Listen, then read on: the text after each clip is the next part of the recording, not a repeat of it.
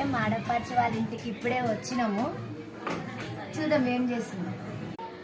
Gate కాడ నుండి entry అంటే ఇక్కడనే తినాం కాబట్టి ఇక్కడ తొందరగా వచ్చేసిన. ఎక్కడి నుండి అని అనుకోకండి, ఇక్కడికి వెళ్ళే తొందరగా ఇంటికి అయితే వచ్చేసిన. మేము ఈరోజు మటన్ చికెన్ తినము. మాడపరిచి మేము వచ్చే వరకే మటను చికెను మురుకులు అవన్నీ వేసింది. పన్నీర్ కర్రీ అయితే వేస్తున్నాం. పడుతున్నాం మసాలాలు అన్నీ, పన్నీర్ కూరలకు కావాల్సినవి అవన్నీ మసాలా మిక్సీ పడుతున్నాం.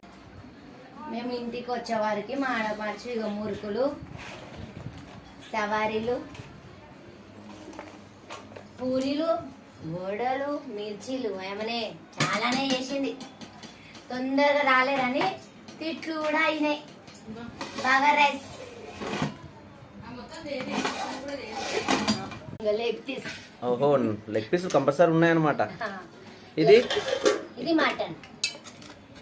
ఆహా, అది చూపించిన కదా బాగా రైస్. ఇంకా ఇది మేము ఈరోజు సండే కదా ఎవరేమో తినము కాబట్టి ఇక పన్నీర్ కర్రీ. ఓహో సూపర్. వాసన గుమ్మగుమ్మలా. తొందర తినేసి అనిత, ఆకలి అవుతుంది కదా నీకు? ఆకలి అవ్వదా, 2 అయిపోతుంది.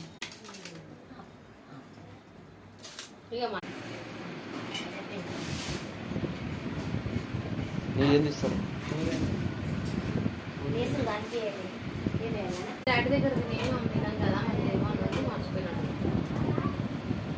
మటన్ కలిసింది కదా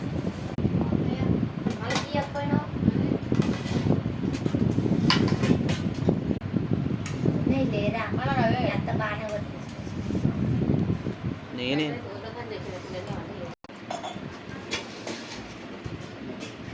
తింటున్నావు నువ్వు? తింటున్నా అని చెప్పారు అది మరి.